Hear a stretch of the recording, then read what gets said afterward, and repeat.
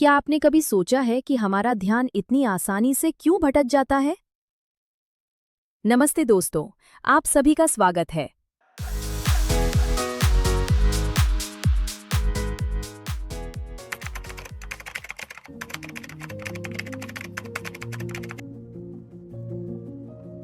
इस सवाल का जवाब शायद आपको चौंका दे।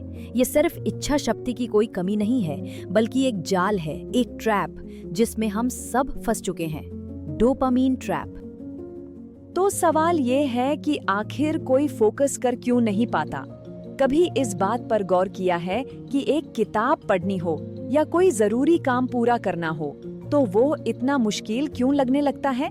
इसका जवाब बहुत सीधा है और शायद थोड़ा डरावना भी। वो ये है कि आपका ब्रेन हाईजैक हो चुका है।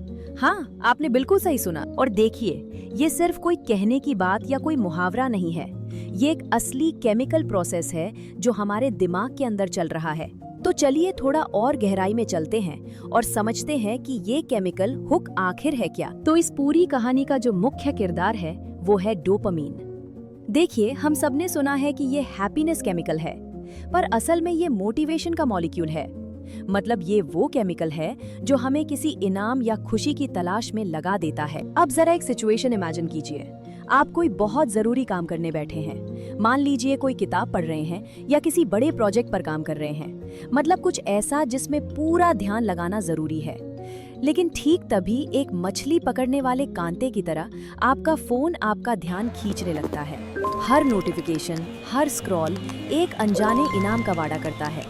क्या पता कोई मजेदार वीडियो मिल जाए, या किसी ने फोटो लाइक की हो, या कोई दिलचस्प मैसेज आया हो। और बस इसी डोपामीन की तलाश में हमारा दिमाग हर बार उस कांटे में फंस जाता है। और धीरे धीरे ये एक ऐसी आदत बन जाती है जिसे तोड़ना भाई लगभग नामुमकिन सा लगने लगता है। अब जो मैं कहने वाली हूँ वो शायद थोड़ा अजीब लगे, पर क्या आप जानते हैं कि आपका फोन असल में आपकी जेब में रखा एक कसीनो है?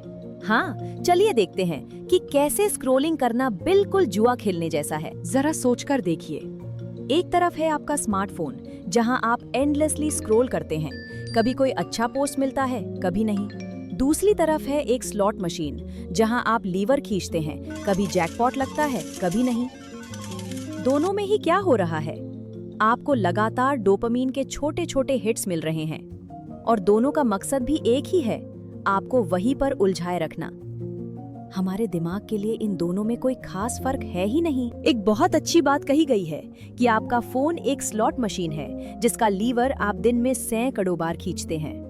मतलब हर बार जब आप स्क्रीन को नीचे खींच के रिफ्रेश करते हैं ना, तो आप असल में जुआ ही खेल रहे होते हैं, एक छोटे से डिजिटल इनाम की उम्मीद में। तो सवाल ये उठता है कि इस लगातार स्टिमुलेशन का, मतलब इस लगातार उत्तेजना का लॉन्ग टर्म इफेक्ट क्या है?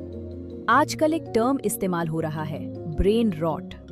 अब देखिए, ये कोई मेडिकल टर्म नहीं है, पर ये उस अंदरूनी लड़ाई को बहुत अच्छे से दिखाता है जो हमारे ध्यान के लिए हमारे ही दिमाग में चल रही है। हो ये रहा है कि हमारे दिमाग के अंदर दो बड़े सिस्टम्स के बीच एक जंग छिड़ी हुई है।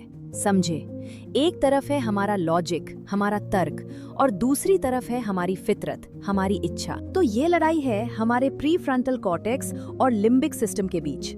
अब ये प्री फ्रंटल कॉर्टेक्स जो है वो लॉजिक, फोकस और लंबे समय की प्लानिंग के लिए है, और लिम्बिक सिस्टम वो है हमारी भावनाओं, इच्छाओं और तुरंत मिलने वाले मजे के लिए।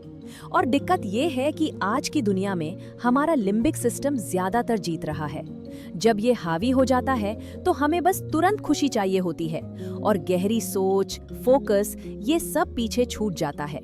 और बस यही है ब्रेन रॉट का असली मतलब। तो अब सबसे जरूरी सवाल, क्या हम इस पर कंट्रोल वापस पा सकते हैं? क्या इससे निकलने का कोई रास्ता है? जी बिल्कुल है, और इसका समाधान है डोपामीन डिटॉक्स।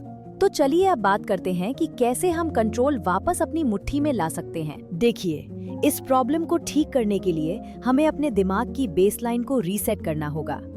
इससे ऐसे समझिए, हमारे डोपामीन रिसेप्टर्स पर इतना ज्यादा लोड पड़ चुका है कि वो थक गए हैं।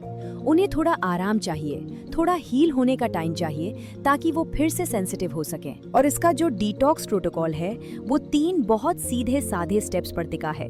स्टेप 1, स्वीकार करें। ये समझना कि ये एक केमिकल प्रॉब्लम है, आपकी कोई मॉरल फेलिंग नहीं है। स्टेप 2, स्टिमुलेशन यानी उत्तेजना को कम करना। जानबूझकर उन एक्टिविटी से दूर रहना जो डोपामीन का ओवरडोज देती है।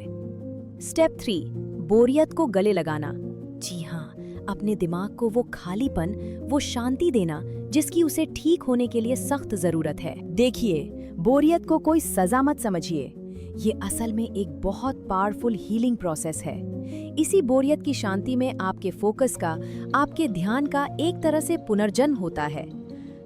यही वो वक्त है जब आपके दिमाग को आराम करने और खुद को फिर से रीसेट करने का मौका मिलता है। तो मैं आपको बस एक सवाल के साथ छोड़ना चाहती हूँ। जरा सोचिए, अगर आपका फोकस, आपका ध्यान फिर से पूरी तरह आपके कंट्रोल में आ जाए, तो आप अपनी जिंदगी में क्या कुछ हासिल कर सकते हैं? विचार कीजिए। ऐसी और वीडियोस के लिए और मुझसे मिलते रहने के लिए like, share and subscribe button तो दबा ही दीजिए। नमस्ते दोस्तों।